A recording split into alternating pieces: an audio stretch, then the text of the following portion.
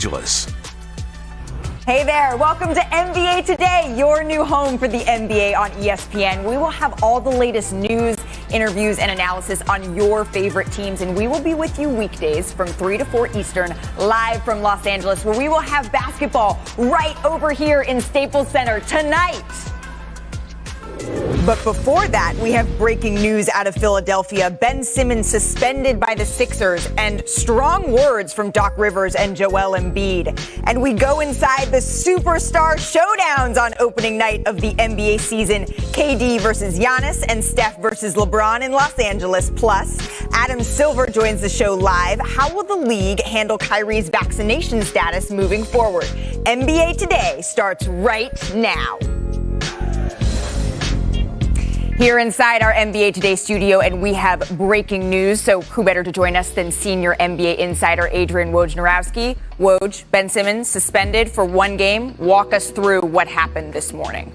Malika, early in the 76ers practice this morning, I'm told Ben Simmons was told to sub into a drill by Doc Rivers. He told him he didn't want to do it. He was told a couple more times to sub in. He said no, and so Doc Rivers said, well, then get out. Threw him out of practice. The team suspended Ben Simmons for the team's opener tomorrow night.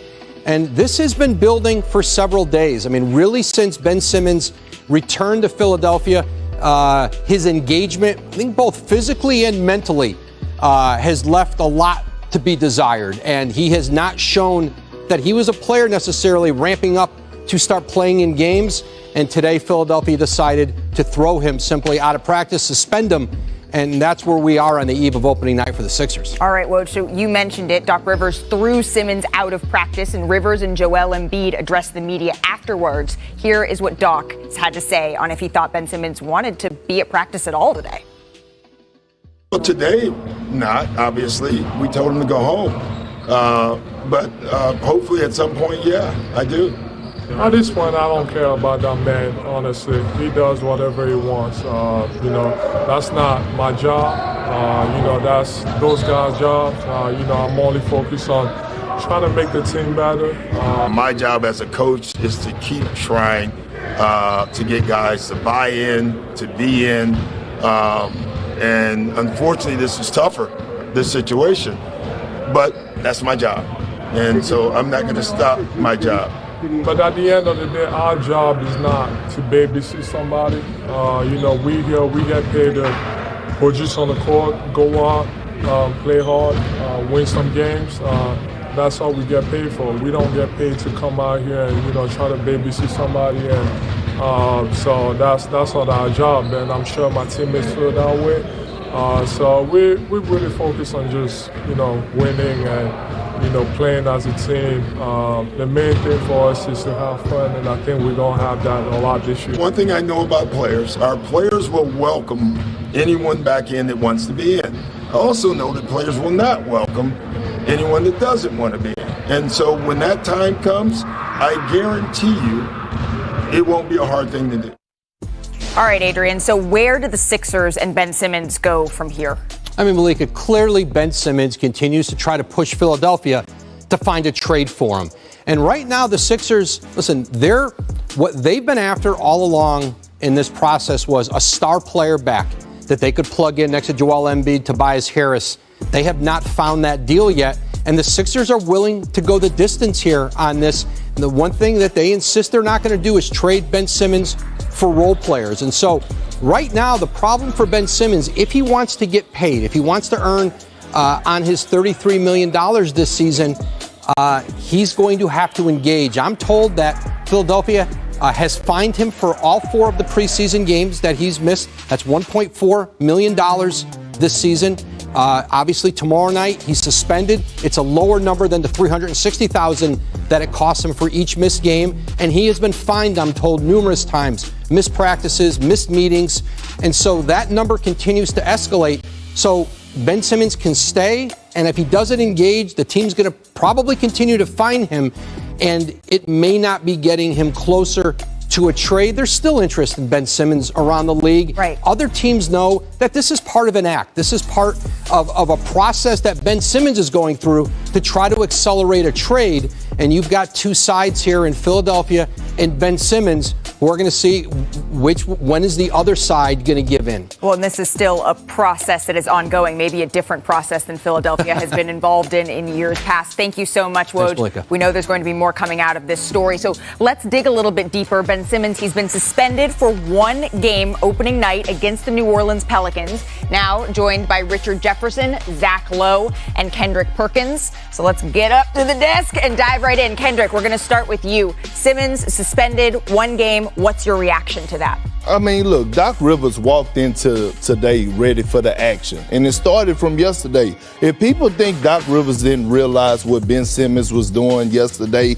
having a cell phone in his pocket, being lazy, just going through the motions when they had him on the floor, people are crazy. And Doc Rivers, I know Doc, he walked in and he set him up. He walked in and he saw that Ben wasn't engaged, and so he called him in to get into a drill. And Ben declined. He called him again to get into a drill, and Doc was ready to throw him out. He lucky Doc Rivers didn't put them paws on him, because I saw him almost put them hands on Rondo one time. So what do you mean when he said set him up? Okay, we'll get into that later. What's up? Set him up. Well, what I'm saying was he walked into practice saying, you know what, let me see what his body language is like today. Because he let it ride yesterday. And so today he just wasn't having it. And part of what you're referring to, right, is yesterday we see this footage of maybe it was a cell phone in his pocket or something else going on. So Zach, you heard Joel Embiid. We just heard him say that he wasn't here to babysit anybody. So what impact will Simmons have on Joel Embiid here? I think Joel Embiid's done with it. I think he's been done with it, and I think he told us today, I'm really done with it. I mean, you got to give Joel Embiid some credit. His trash talk during all this has been borderline Shakespearean. He didn't get enough credit for when he said that line about when someone asked him, what do you want to see from Ben Simmons this season? He said, well, I'm sure you guys have all seen the videos on Instagram. We'd love to see some of that. So I think this is, I mean, he said forget the babysitting thing. He said he hasn't had a conversation with Ben Simmons since Ben Simmons returned to the team. That's like 4 days ago. The two best players on the team haven't talked? Yeah. That is a huge deal. It's just a joke at this point in time. And I'm not talking about just Ben Simmons. There's a level of unprofessionalism that is being shown with Ben Simmons. But there's two sides to every story. There's two sides to every story. And then there's also the truth. And the truth is, both sides are wrong here. He doesn't want to be there. There was some trash talking going on inside the organization against him when the season ended. And I'm not saying that Ben needs to step up, but he doesn't want to be there. And what did he show all summer long? He didn't want to be there. What did he show when he showed up? He didn't want to be there. At some point in time, it is not his job to raise his value so you can trade him. That's just the truth. Yeah, but it's his job to show up to work and do his job. Agreed. That's why he's getting paid hundreds of millions of dollars over the next 5 years. And here's my thing, right? At the end of the day, look, he is hurting the younger generation. Agreed. He's hurting the younger generation. You had guys like, Kobe and Michael Jordan, Magic Johnson, guys before us. I was telling y'all backstage that I was born 10 years too early because now guys are getting $200 million, and it's on these guys now to make sure that they do their role so the next generation could get paid. So let's dive into that, Zach. I'm curious about the numbers here, what you see this playing out a little bit longer term. Well, you called it trash talking, RJ, what they did to him after Game 7. Yeah. Let's review that. Doc Rivers was asking Ben Simmons be a championship level point guard right now. He said, I don't know. That's a true, honest response. Fair. Joel Embiid said, I think the game turned when we had a dunk and we got one free throw. True, honest response. Joel Embiid later said, we turned over the entire franchise, including letting Jimmy Butler walk to accommodate Ben Simmons. True, honest response. None of that stuff is false. No, let him finish. Let him finish. No, you're an ex-player. You're an ex-player. I've been pro-player empowerment. I don't mind trade demands at all. You know what trade demands do? All they do is even the balance of power between teams and players, because you guys know teams can trade you at the drop of a hat. Agreed. Trade requests, totally fine. But you know what? You could be disgruntled. You have a trade request. You have an obligation to play hard in practice and in games. Right. And that's not me just making up the spirit of competition. It's in the collective bargaining agreement. You have to render good play. About the CBA. You have to give his best scar for Kendrick over there. You have to give his best services as well as his loyalty and all this. It's a little bit vague, and you can bet the owners are going to fight for more specific language and harsher penalties for this, because I have no problem with the trade request, no problem with any of it. You are obligated to show up and play hard. You Mr. good? Beat Up. You good over No, there? I'm just listening to Zach It looks like you're just saying you're waiting to weigh in with your preaching. The Go ahead, last thing Richard. I'm going to say, and we are all in agreement that Ben Simmons is not handling himself like a professional. They tried to trade him all summer, correct? Correct. And for James Harden, too. They tried to trade him all summer, and they got absolutely nothing. Now, if you're a player and you want to show up after that, after they're trying to get traded, I'm not saying Ben Simmons isn't wrong here. What I'm saying is that, look, the value is what the value is for Ben Simmons right now. So if you want him to come and win 50 games, and then you're going to trade him, so you want me to put more your best Kendrick is effort to moving trade the me? whole table right now. Yeah, but the thing about it is, what the Sixers are trying to get back, right, Kendrick, isn't necessarily these rebuilding parts. And that's usually when you're looking at a player of Ben Simmons' caliber, trading him, that's what you're going to get. Go ahead. Yeah, but why they have to be responsible for cleaning up his mess on him not being productive on the floor? That's not right. Like, he has 4 years left on this deal. Why would I give up an all NBA caliber player and get back some pieces for some role players? That doesn't make sense. So it sounds like what you're saying is clean up on aisle Sixers. And what Zach's point, we will be asking Adam Silver about that when he joins the show a little bit later. So coming up on NBA Today, it is opening night. We have actual basketball, and the stars are out in the West. Steph and Draymond battle LeBron, AD, and Westbrook. Who will win the showdown? And it was the summer of Giannis. His quest to go back-to-back starts tonight against Kevin Durant and James Harden. Plus, as I mentioned, NBA Commissioner Adam Silver joins us live. We'll get his thoughts on the Simmons. Values are that grit, that grind, that blue collar. And I think that team demonstrated that this year of just coming in, working hard. We were a 6 seed. Everybody counted us out. Y'all just did that for Chicago. We really, really appreciate y'all, man.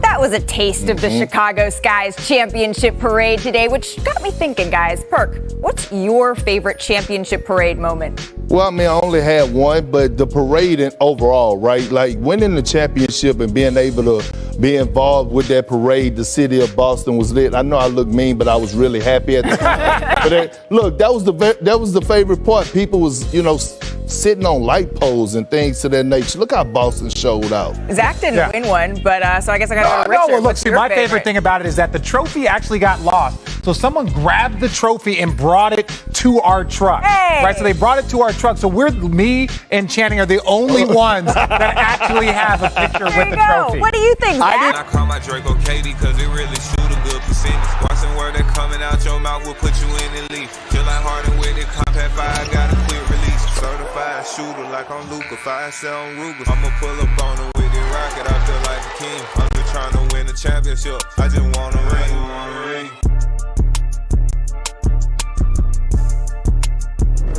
The Lakers and the Warriors had somewhat similar seasons last year. LA won 3 more games and finished first in defensive efficiency, but neither team made the top 6 in the West. So they faced each other in that epic play-in game that the Lakers won by 3. Here is a look at the all-access Warriors practice. Take a listen. We have a lot of opportunity to do something that honestly hasn't been done. Meshing, a core that's been together for almost a decade.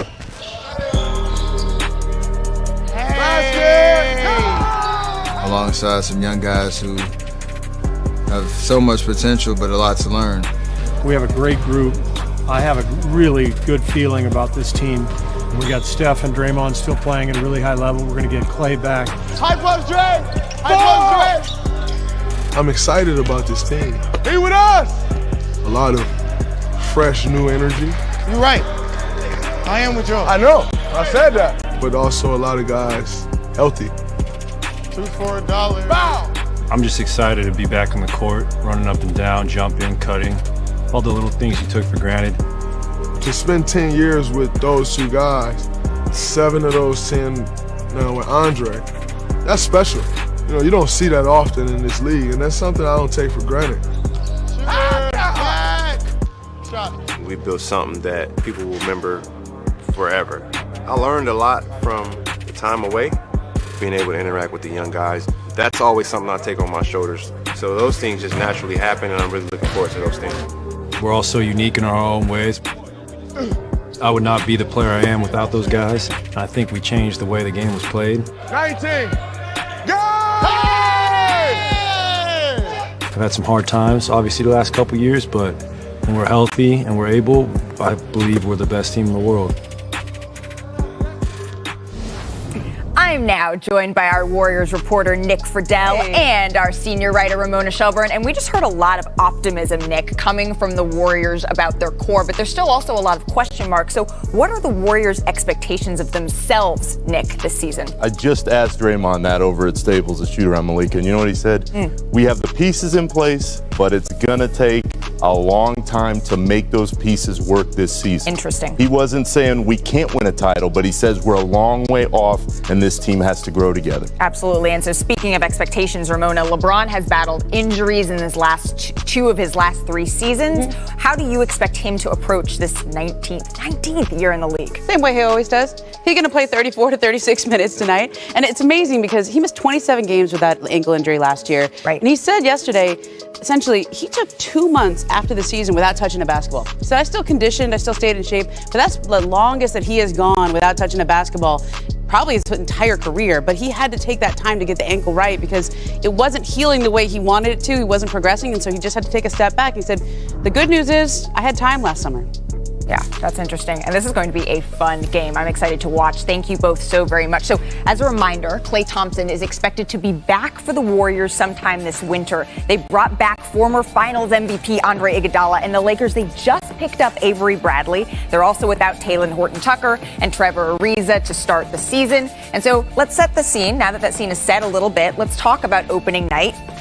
Getting back up in this chair. Perk, what do you expect from the Lakers and their revamped roster as they face the Warriors? They're going to struggle. I think, when you look at them throughout the preseason, I thought that they took it for granted. And sometimes, in preseason, you could use that to develop chemistry. And I know Frank Vogel is trying to figure certain lineups and see what works and don't work. I mean, obviously, Braun, Russ, and AD trying to squeeze in Carmelo. But I think they're going to struggle a little bit tonight. If you watch the Warriors in the preseason, they were kind of clicking on all cylinders, moving, cutting without the ball. And I believe they went undefeated. So, with the Lakers, I think they might struggle a little bit Jordan tonight. Poole looked pretty good. Zach, how do you expect the Warriors to defend the Lakers tonight? We got some great matchups in this game. Draymond Green on AD, and how much they guard each other depends on a topic Perk and I are going to argue about all year. How much center AD plays, how much they're lined up against each other. And then the Russ question is the most important question of the season. I'll tell you this, when Russ doesn't have the ball, the Warriors are going to ignore him. And what is he going to do to punish them? He's going to set screens for LeBron? And what is he going to do? Because they're not going to guard him. They're going to treat him like Tony Allen, basically, like they did back in the day. And just one last thing. Can I get a glimpse of Andre Iguodala guarding LeBron James? Because that should be on the Sistine Chapel of the NBA. You lived it. You watched it up close. It's one of the greatest one-on-one matchups ever. So, Richard, what's your biggest question mark heading into tonight? Well, I think it's the longevity of the season. I think we look at opening night, and you don't know who's going to win. You don't know this. Ultimately, the Lakers are going to be judged by how they play in the postseason. Now, they want to make sure that the West is stacked. You don't want to end up being one of those lower seeds and having to go on the road and play against the Phoenix Suns. You want to put yourself to be in the top 3 so you have home court throughout most of the post. Throws it down. The Milwaukee Bucks are NBA champions once again. The confetti cascaded down from the rafters. A few tears fell. The crowd roared. Giannis Antetokounmpo roared back. The Milwaukee Bucks had won their first title in nearly 50 years behind Giannis's 50-piece. And he had a 50-piece to celebrate. Can I have a 50-piece? Not 51, not 49. Chicken minis, yes. But soon after, the quest to do it again starts now, after a whirlwind of a summer for the Greek freak. Just days after popping champagne and parading along the Milwaukee River, Giannis brought his new hardware home to Greece. He ambled through the Acropolis, paying a visit to the Parthenon, a conquering hero lauded for his Herculean achievement. Bucks game 6! Bucks game 6! Bucks game 6! He crisscrossed back over the Atlantic, stopping in Las Vegas, where his focus returned to family, as it always does. It was time for another Antetokounmpo, his younger brother Alex, to be crowned a champion at Summer League. The Antetokounmpo family grew over the summer, too. Giannis and his partner Mariah welcome their second bouncing bundle of baby boy joy into the world. But wait, there's more. Where some may reward themselves for a job well done with a fancy new watch or a speedy sports car, Giannis bought into the Milwaukee Brewers ownership group. Man, this is unbelievable. This is a dream come true for a kid from Sepolia, Athens, Greece. Could never imagine I'm going to be in this position. While Giannis kept himself busy, he told a Greek publication that the first time he had a tough practice all summer was in late September. He was letting his body recover from the knee injury that nearly dashed his title dreams. Now he finds himself back in Milwaukee as the defending champ. But the constantly competitive two-time MVP probably won't want you to call him that. That's just who he is. Let him see if he can go win it again.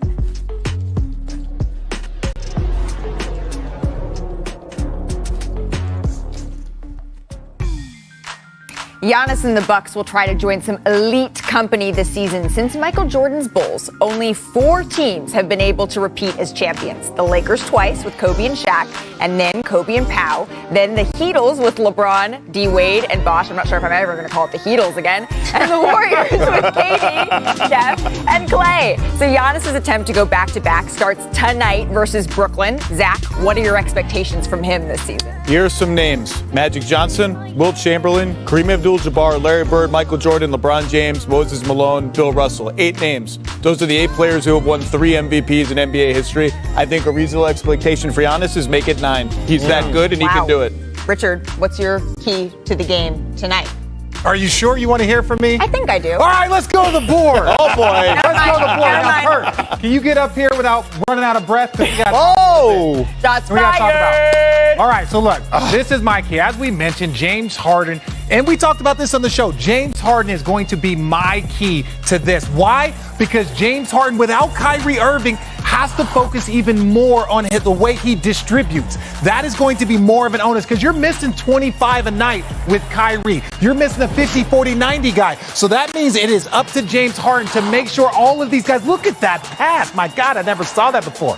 You see Jeff Green's gone. But this is going to be important for James Harden. How can he score 25? You know what KD's going to do. You know KD's going to give you his 30. But this is where other guys get to eat, is the way that James Harden can not only do all the work, and even here, you got Bruce Brown. Bruce Brown has played the 2 through the 5 for the Nets. You see how he rolls there. So James Harden getting everybody involved, that is the key for the Brooklyn Nets. Perk, what's your keys for the Milwaukee Bucks? I wouldn't say keys, but I'm going to say key. And the key person is Giannis Antetokounmpo, right? Obvious. And that's not selling for jump shots. That's being who he is, a dominant force in the pick and roll. Look at Drew Holiday drawing the double team because he know Clint Capella's in the drop. Nobody stopping Giannis going to the basket. Coming up again, dribble handoff slightly, getting a good screening angle, making Mikal Bridges go over. Giannis rolling to the basket. We know this strong side corner. Yeah. He really not supposed to help. He can't help. Nobody can stop Giannis when he's in that mode. Yeah, so it's going to be a great matchup watching these two teams battle it out. These two teams are favored to win the championship. So ultimately, my idea with Pert, I'm glad you got up here without sweating. I'm glad you got up here without breathing so hard. But I really think that James Harden and his ability to get the Nets involved are going to be the key, ultimately, for the entire Nets season. Malika? That's interesting, Richard. You mentioned James Harden, and since we talked about it on the show yesterday, Harden had a decision to make. The midnight deadline for his extension, it came and went. But before anyone freaks out, Harden can still sign a $270 million, 1 + 4 year max deal this upcoming summer to become the NBA's first $60 million man. So that's pretty interesting. But we do have a developing story revolving around Ben Simmons. He will not play for the Sixers tomorrow. The team announced earlier on Tuesday, that he has been suspended for 1 game for conduct that is detrimental to the team. So let's recap how we got here exactly. Back in June, Simmons only scored 5 points in Game 7 of the Eastern Conference semis and passed up a layup that prompted criticism from Joel Embiid and Coach Doc Rivers. And last month, he did not report to training camp, and on October 1st, the Sixers did not pay the 25% of his salary that was due. So Simmons then reported to training camp last week before today's events. And with more on that, now let's welcome in ESPN NBA reporter Tim Bontemps. Hi, Tim. Thank you so much for being here. Tim, you've been embedded. Maybe we might have Tim. Check, check. Hey, Tim, are you there? The show. All right. Well, we're just going to take another moment with Tim, let him get situated just a little bit. But I have Ramona Shelburne here. You've been following this all over. What more can you tell us? Well, look, Ben Simmons showed up today, obviously, and was the last few days that since he's reported to Philadelphia, he was not exactly an engaged, active participant. But he went, he did some drills. He went through the motions. Today, he refused to go in any of the drills. And I think this is a continuation of a longer theme here, Malika, which is this started last year in Game 7, but it really started before Game 7. Interesting. Okay? Before Game 7, Ben Simmons missed shoot-around. And he missed shoot-around because he had a close contact with a masseuse on the team who had an inconclusive COVID test. Okay? And had he been vaccinated at the time, close contact would not have forced him to sit out of practice or been held out. But at the time, he had to sit out. And a lot of his teammates sort of were looking askance at this, saying, did he really see the masseuse in the last couple of days? Okay. There were some questions raised about his willingness and eagerness to play in that Game 7. Because as you know, Game 5 and 6 were pretty awful for Ben Simmons as well. Right. Shot 10 shots when he normally averages 11 shots a game. So 10 shots in 2 games, not wanting to go to the free throw line. And you see what happens at the end where he tries not to, he actively has a dunk. Trae Young's there. Trae Young's 6'1". Right. Ben Simmons is 6'10". Right. He can dunk the ball, Mismatch. but instead of dunking it, he passes out to Thibault. He hits 1 out of 2 free throws. But it started that morning. It really did, with his teammates looking at him saying, did you really see the masseuse? Now, the masseuse eventually, her results came back, and they were clear. Ben Simmons was cleared to play. But that's not the way you want to start a Game 7 when you're already struggling with your confidence. Absolutely. And your teammates are questioning whether you want to be out there. So that was then, and that leads us up to now, to today. So we're going to try again to go to Philadelphia with Tim Bontemps. Hey, Tim, can you hear me now? I can, Malika. Great to be on with you. Sorry Great to be with you. No worries about that. But Tim, you've been embedded with this team for the last few weeks, and you're in Philadelphia right now. What was the reaction after the suspension came down? Well, Malika, like you said, this is a situation that's been building for several months now and really over the past several weeks, ever since Ben Simmons did not show up for the first couple of weeks of camp. And Joel Embiid in particular, I think, spoke for his team with his emotion and frustration with how things went today. Let's take a listen to what he had to say. Like I said, I'm not here to babysit. I'll be willing to babysit if, someone wants to listen, but that's not my job. Like I said, that's out of my control. Focus on, what's here and, trying to win some games. Embiid used that term babysit, Malika, several times during his media session. It was clear he is tired of talking about this Ben Simmons situation. At one point he said, I don't want to talk about that man anymore. He does whatever he wants. And I think that's the thing that you need to remember about this situation where Doc Rivers and Joel Embiid and his teammates have had to be talking about this Ben Simmons situation this whole time, whereas Ben Simmons has not spoken to the media at all since that Game 7 loss that Ramona talked about. So everything that's happened since then, the trade request, the holdout, him coming back this past week, the past couple of days of practice, he has not spoken about any of that. He was supposed to today, and then obviously we know that Doc Rivers did not like how he looked at the beginning of practice, chucked him out, and here we stand with him not going to New Orleans and his future now, once again, looking a little murky. Absolutely, and you're going to be embedded with this team, Tim, for the next several weeks as this continues to play out. Thank you so much for joining us. Thanks for having me. All right, coming up on NBA Today, Adam Silver joins the show. We will ask the commissioner what he thinks of Ben Simmons being suspended by the Sixers. Silver, thank you so much for being here, Commissioner.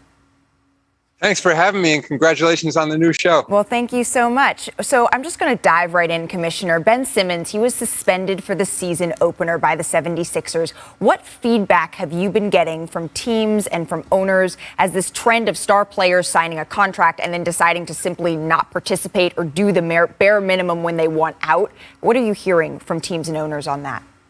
I think it depends on the longevity of the team, personnel, or owner in the league. I mean, for those who've been at this a long time, as I have, this is nothing new, frankly, in the league, unfortunately. I mean, there's storied players over many decades who've held out of contracts, didn't go to the team that drafted them, held out of training camp, etc. So I don't really see it as being sort of the modern day issue many people are painting it to be. On the other hand, it's something you never like to see as a league. That, I think for Ben, I think what people are suggesting is that this early in his contract, it's highly unusual to be holding out in the way he is. But again, both sides have rights. As a result of holding out, he's some combination of not being paid and being fined on top of that.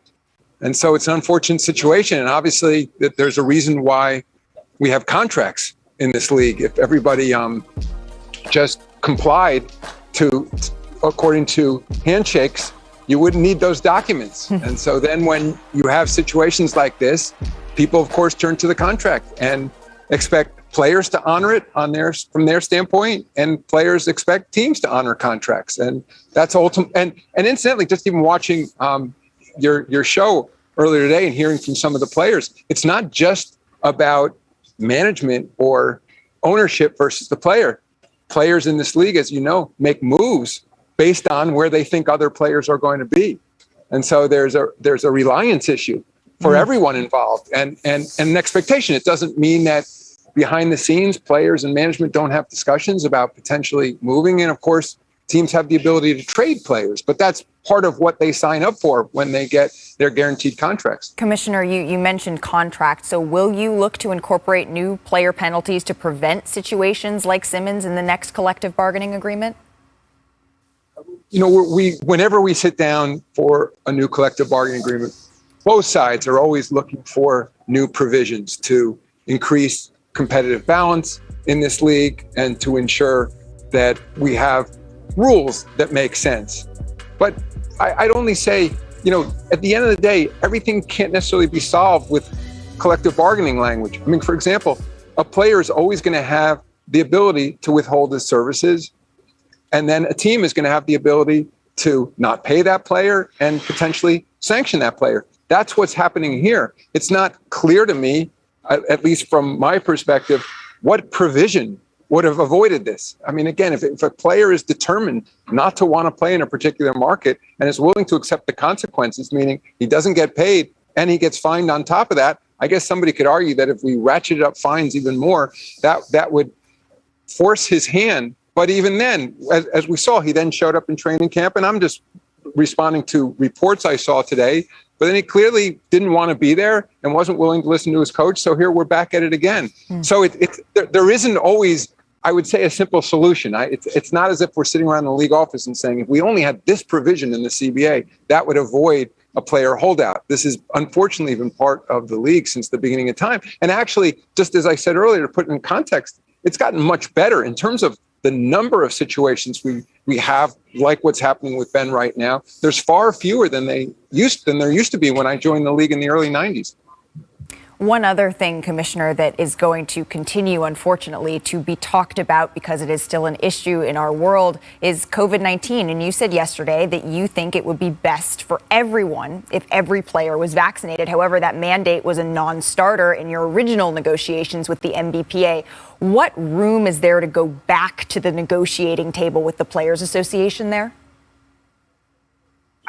My sense is there's not a lot of room to go back to the negotiating table. I mean, you could ask Michelle Roberts, the executive director of the Players Association, that. I think she would say particularly because when we began that negotiation, the players were somewhere in the low 80s in terms of percentage of players vaccinated.